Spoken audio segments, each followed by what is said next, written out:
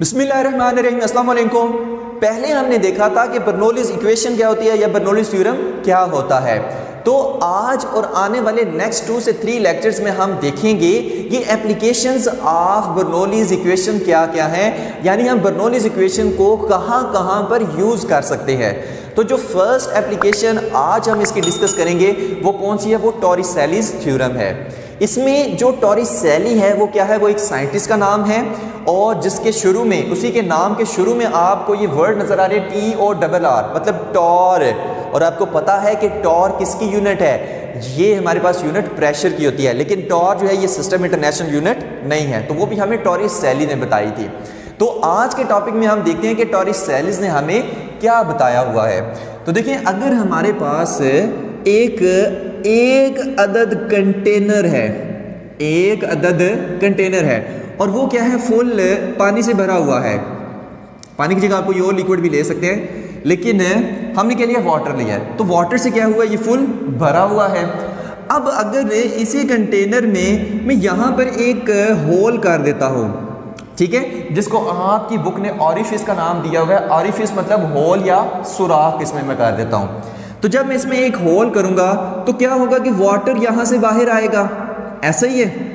जब वाटर एक धार बना के यहाँ से ये जो बाहर आएगा, तो ये जो धार बना के बाहर आता है वाटर, इसको हम क्या कहते हैं, इसको हम कहते हैं इफ्लक्स। इसको हम क्या कहते हैं, इफ्लक्स कहते हैं। ओके, हो गया। तो ये जो धार बना के वाटर ऐसे बाहर आ रहा है इस सुराख में से, इसको हम कहते हैं इफ्लक्स है। अब ये जो इफ्लक्स की स्पीड है, यानी स्पीड ऑफ इफ्लक्स है, ये किस किस चीज़ पर डिपेंड करती है, ये हमें बताया था टॉरिसेलीज़ ने।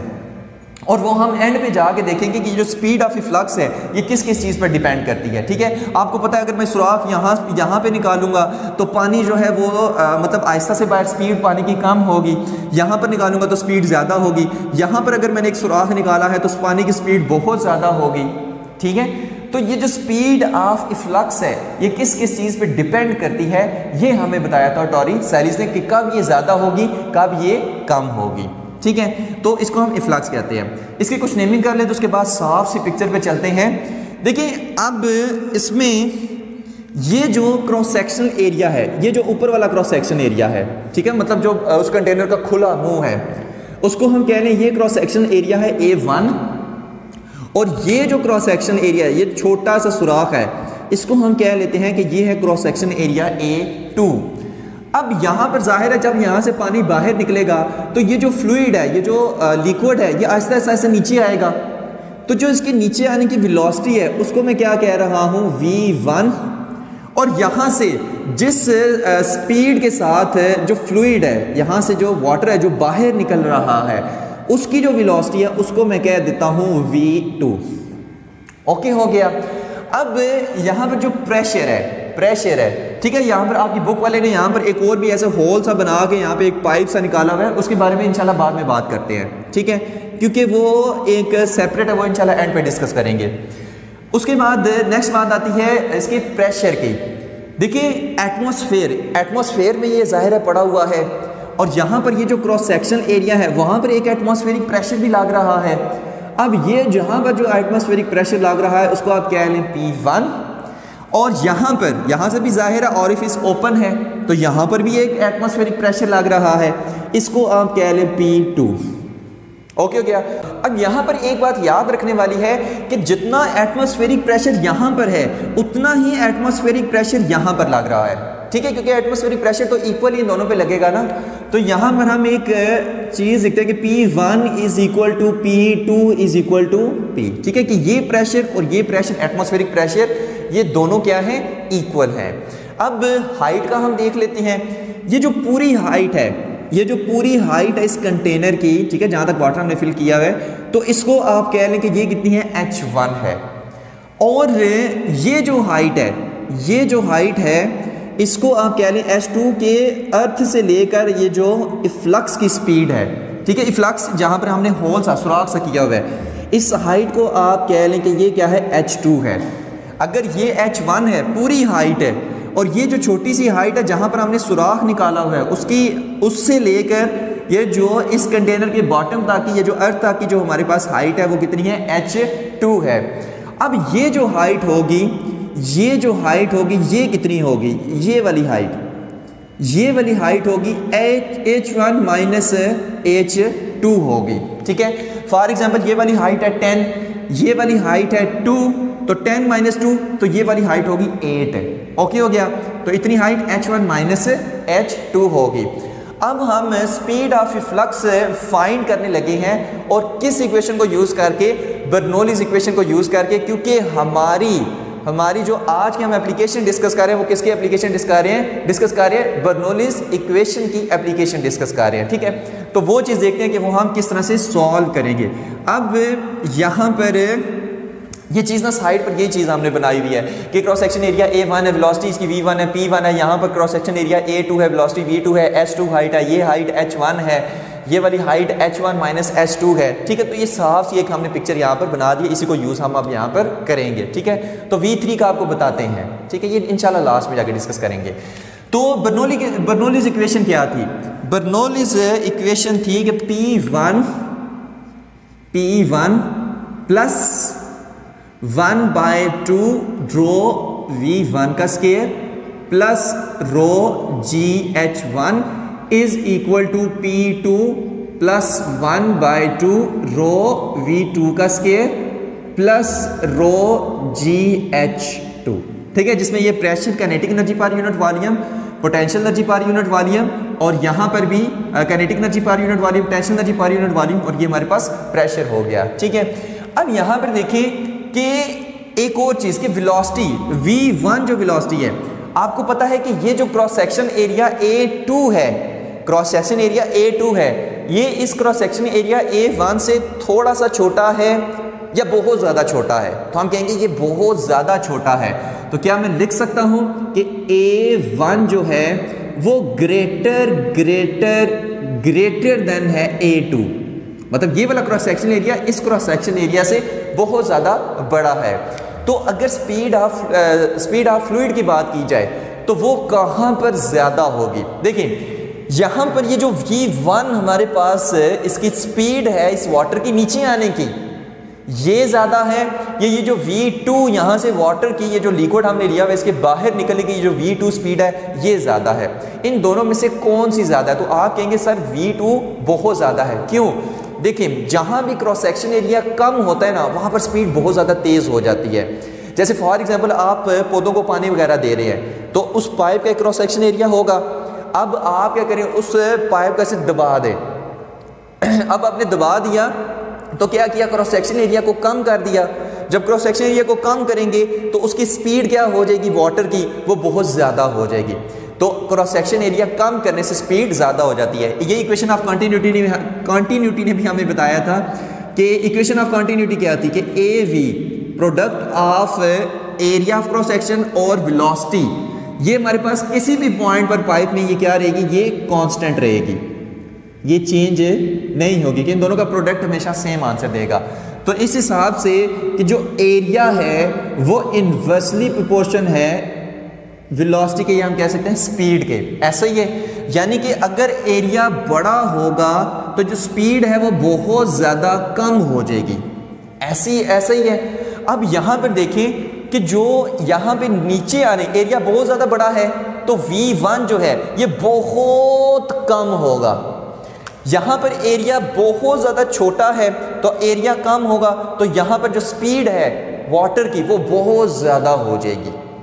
ऐसे ही है, तो हम फिर यहाँ पर लिख सकते हैं कि जो V1 है वो very very very less than V2 होगा, कि जो V1 यहाँ पर वाटर की स्पीड है नीचे आने की, वो इस V2 स्पीड जो बाहर निकलेंगे वाटर स्पीड है इससे बहुत ज़्यादा कम होगी, और इतनी ज़्यादा कम होगी कि हम कह देते हैं कि V1 nearly approaches to zero, यानी V1 को हम क्या कर देंगे, ज़ीरो पुट कर देंगे।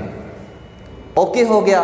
तो एक कंसेप्ट आपने ये याद रखना है। अब हम इसमें वैल्यूज पुट करते हैं। यहां पर देखिए हमने कौन कौन सी कंडीशन लगानी है। एक कंडीशन लगानी है कि V1 is equal to zero. अब याद रखें V1 nearly approaches to zero है। हम ये V1 इतना छोटा है कि हम इसको निगलेक्ट कर रहे हैं, लेकिन एक्चुअल में ये जीरो नहीं है, बस इतना छोटा है कि हम इसको निगलेक्ट कर रहे हैं, इसलिए V1 को हम जीरो पुट करेंगे। ओके हो गया। प्रेशर की अगर हम बात करें तो प्रेशर क्या है, P1 is equal to P2 is equal to P। बस ये दो कंडीशन इसमें लगा दें, आपका टॉरिस-सैलिस थ्योरम सॉल्व है। अब यहां पर ये दो कंडीशन लगाते हैं, ठीक है। P है तो आप इसको किस तरह से लिखेंगे, देखिए P1 और P2 ये दोनों किसके इक्वल हैं, P के इक्वल हैं। तो यहां से 1 और यहां से 2 खत्म हो गया, ऐसे ही है। तो यहां से ये जो P है ये यहां से गया, ठीक है। यह ज़ाहिर है P यहाँ पर आएगा तो P माइनस P 0 हो जाएगा, तो हम P को ख़त्म कर रहे हैं। उसके बाद वेलोसिटीज़ की अगर हम बात करें तो ये V1 क्या है, ये 0 है, ये V1 क्या है, 0 है। तो यहाँ पर जब हम V1 0 पुट करेंगे तो ये सारी टर्म 0 हो जाएगी, ऐसा ही है। जब ये सारी टर्म 0 हो जाएगी तो इसको मैं क्या पुट करूँगा, 0 plus rho GH1 is equal to P तो पहले ही खत्म हो गया था, तो 1/2 रो V2 का स्केयर प्लस रो GH2। ओके हो गया। तो ये हमारे पास इक्वेशन एक आ गई, तो इसको भी हम यहां से खत्म कर देते हैं क्योंकि 0 प्लस खत्म। अब एक और चीज यहां पर काटने वाली है, देखिए डेंसिटी ऑफ वाटर वो तो हर जगह सेम है। डेंसिटी ऑफ वाटर क्या है, अगर हम वाटर यहाँ पर ले रहे हैं तो वो क्या है, डेंसिटी सेम होती है। और एक और चीज़ है, एक और चीज़ बहुत इंपॉर्टेंट याद रखनी है कि ये जो हम फ्लूइड कंसीडर कर रहे हैं या हम अक्सर जो है वो आइडियल फ्लूइड कंसीडर करते हैं कि जिसकी डेंसिटी कांस्टेंट होती है, नॉन कंप्रेसिबल होता है, स्टेडी फ्लो होता है और नॉन विस्कस होता है, ठीक है। तो अक्सर कैलकुलेशन के लिए हम आइडियल फ्लूइड कंसीडर करते हैं। तो डेंसिटी क्या होती है, इसमें कांस्टेंट होती है। अगर डेंसिटी कांस्टेंट है तो यहाँ पर इस वजह से मैंने रो 1 या रो 2 या रो 3 वगैरह नहीं लिखा, क्योंकि डेंसिटी क्या है, कांस्टेंट है। आइडियल फ्लूइड के लिए हम इक्वेशन लेते हैं। तो यहाँ से अगर मैं रो को कॉमन लूँ, यहाँ से रो को कॉमन लूँ, या इसको कर ही देते हैं कि rho is equal to is equal to नहीं, rho into GH1 is equal to rho common आ गया 1/2 V2 का स्केयर माइनस GH2। तो ये रो इससे गया तो GH1 is equal to 1/2 V2 square minus GH2। अब यहां पर देखें, सॉरी यहां पर माइनस प्लस है, ठीक है, प्लस GH2। अब यहां पर देखें कि GH2 है, इधर आके क्या हो जाएगा, माइनस हो जाएगा। तो GH1 minus GH2 is equal to 1/2 V2 square. Okay हो गया। अब यहां से G अगर मैं कॉमन ले लूं तो क्या आ जाएगा, H1 माइनस H2 और ये 2 इधर आके मल्टीप्लाई हो जाएगा। तो यहां पे 2G H1 minus H2 is equal to V2 square. और जब दोनों तरफ स्केयर रूट लेंगे तो क्या आंसर आएगा, V2 is equal to 2G H1 minus H2 और ऊपर यहां पे स्केयर रूट। ओके हो गया। तो ये हमारे पास है स्पीड ऑफ इफ्लक्स निकालने का फार्मूला जो टॉरिस-सैलिस ने हमें बताया था। ओके हो गया। यानी कि जितनी हाइट H1 माइनस H2 इसकी डायरेक्टली प्रोपोर्शन है V2 के, H1 माइनस H2 हाइट जितनी ज़्यादा होगी स्पीड ऑफ इफ्लक्स उतनी ज़्यादा होगी।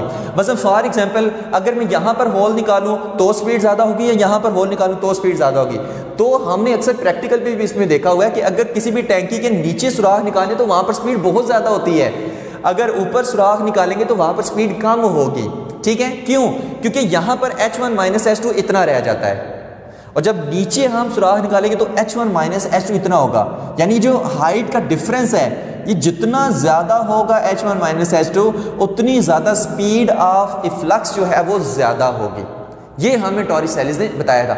और एक मोस्ट इंपॉर्टेंट बात जिसकी डेफिनेशन में भी है जो टॉरिस-सैलिस ने हमें बताई थी वो क्या है, देखिए अगर हम एक वाटर ड्रॉपलेट को फ्रीली फॉल करवाएं, वाटर ड्रॉपलेट को फ्रीली फॉल करवाएं कितनी हाइट तक, H1 माइनस H2 हाइट तक। ठीक है, ये बहुत इंपॉर्टेंट इसमें बात है, इसी में ये बहुत इंपॉर्टेंट बात है। एक ये क्या है, वाटर ड्रॉपलेट है जिसको हमने फ्रीली फॉल करवाया कितनी हाइट से, H1 माइनस H2 तक। अब यहां पर आते हुए इसकी जो स्पीड है वो कितनी होगी, वो देखते हैं। ठीक है, तो इसमें अगर हम सेकंड इक्वेशन ऑफ मोशन लगाएं तो 2as is equal to vf square minus vi square, और यहां से मैं इसको लिख सकता हूं कि vf square is equal to vi square plus 2as। ठीक हो गया, सिंपल vi को उठाकर मैं इधर लेके आया हूं और कुछ भी नहीं किया। अब यहां पे एक्सेलरेशन क्या, एक्सेलरेशन ड्यू टू ग्रेविटी है, तो यहां पर मैं g लिख लेता हूं। ठीक है, और कितना डिस्टेंस वो ट्रेवल करके आया है h1 माइनस h2, तो यहां पर मैं h1 माइनस h2 लिख लेता हूं।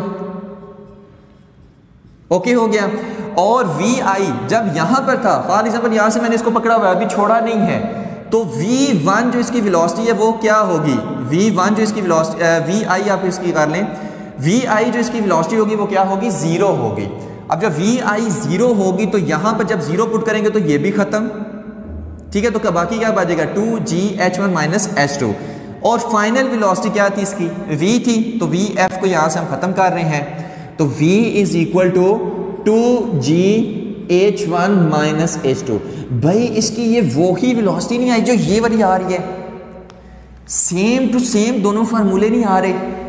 अब इससे हमें पता क्या चलेगा, मोस्ट इंपॉर्टेंट यहां पर बात है, देखिए कहता है कि स्पीड ऑफ फ्लक्स क्या है, कितनी होगी, कि अगर हम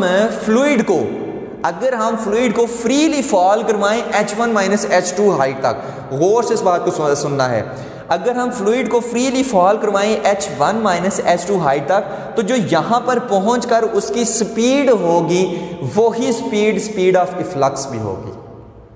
ठीक है, इसको एक और तरीके से बताते हैं कि फॉर एग्जांपल यहां से ना मैं एक वाटर ड्रॉपलेट उठाया और उस वाटर ड्रॉपलेट को ऐसे बाहर ले आया, अब वाटर ड्रॉपलेट को जब मैंने यहां से छोड़ा तो फ्रीली फॉल करके h1 माइनस h2 हाइट यहां तक आएगा। अब जब फ्रीली फॉल करके वो वाटर ड्रॉपलेट यहां से यहां तक आएगा, तो यहां पर आते वक्त जितनी उसकी स्पीड होगी वही स्पीड ऑफ फ्लक्स भी होगी। तो यही बात टॉरिसेलिस ने इसकी डेफिनेशन में लिखी हुई है कि the speed of flux is equal to the velocity gained by the fluid in falling through the distance h1 minus h2 under the action of gravity. ये हमारे पास क्या है, इसकी डेफिनेशन हमारे पास बनेगी टॉरिसेलिस थ्योरम की। ओके हो गया, आखिरी दफा इसको रिपीट करें क्योंकि ये इंपॉर्टेंट पॉइंट है कि अगर यहां से मैं फ्लूइड को फ्रीली फॉल करवाऊं, कोई रास्ते में एयर फ्रिक्शन हो, कोई रेजिस्टेंस ना हो, फ्रीली फॉल अगर मैं उसको कराऊं, तो फ्रीली फॉल करते हुए जो स्पीड उसकी यहां पर पहुंचते हुए होगी वही स्पीड हमारे पास फ्लक्स की भी होगी।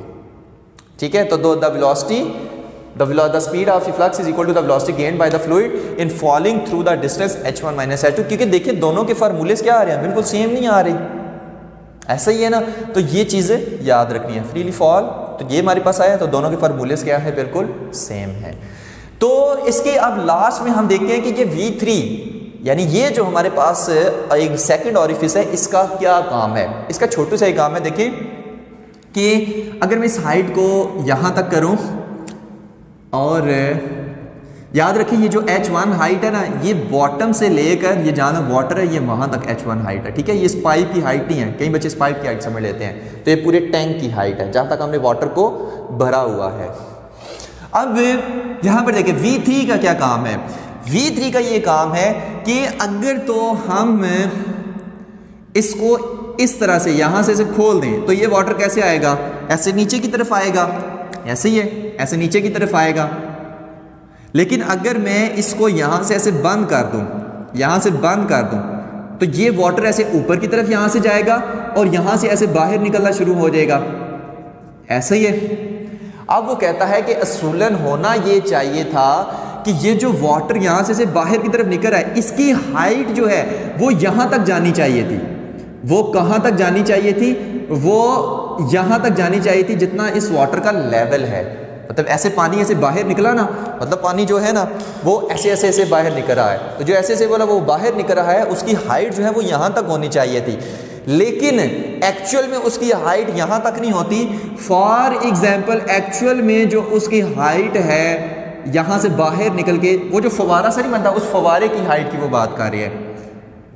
इस तरह से यहां पे ऐसे इतनी होती है, हालांकि होनी कितनी चाहिए थी, यहां तक है कितनी, यहां तक।